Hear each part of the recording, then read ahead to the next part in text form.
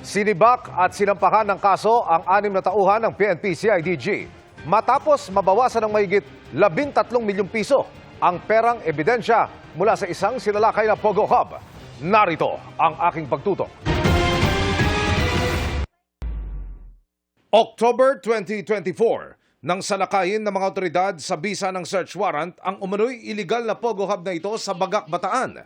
Bukod sa mga dinakip at nakuhang ebidensyang patunay umano na nagamit ang hub sa human trafficking, nasamsam din sa raid ang nasa mahigit 100 at 40 milyong pisong cash.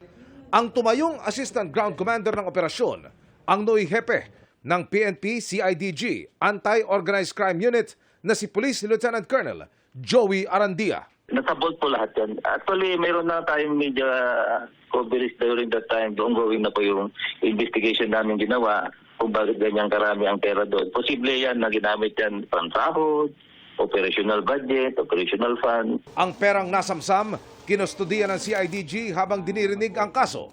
Makalipas ang ilang buwan, inutusan ng korte ang CIDG na ibalik ang pera sa kumpanya. Pero sa turnover, lumitaw ang problema. Kulang na mahigit 13 million pesos ang pera. Upon opening of the evidence, out of 141 million, only 128 million was left. What was left in the other box was budol money. Nakita na namin na budel yung pera.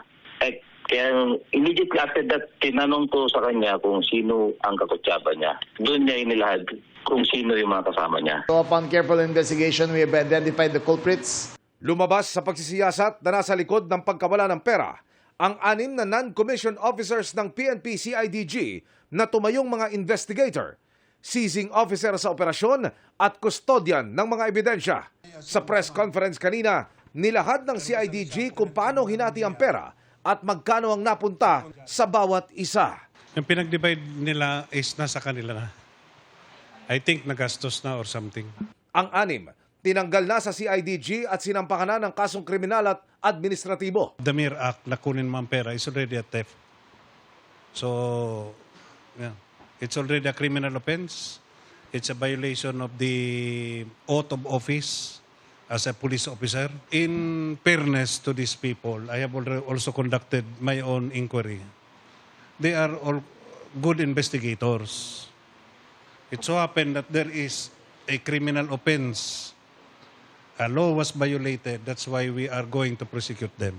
Kasama sa mga tinanggal sa CIDG at iniimbestigahan ngayon at inirekomendang sampahan ng kaso, si Police Lieutenant Colonel Arandia na tumayong Assistant Ground Commander at Evidence Custodian.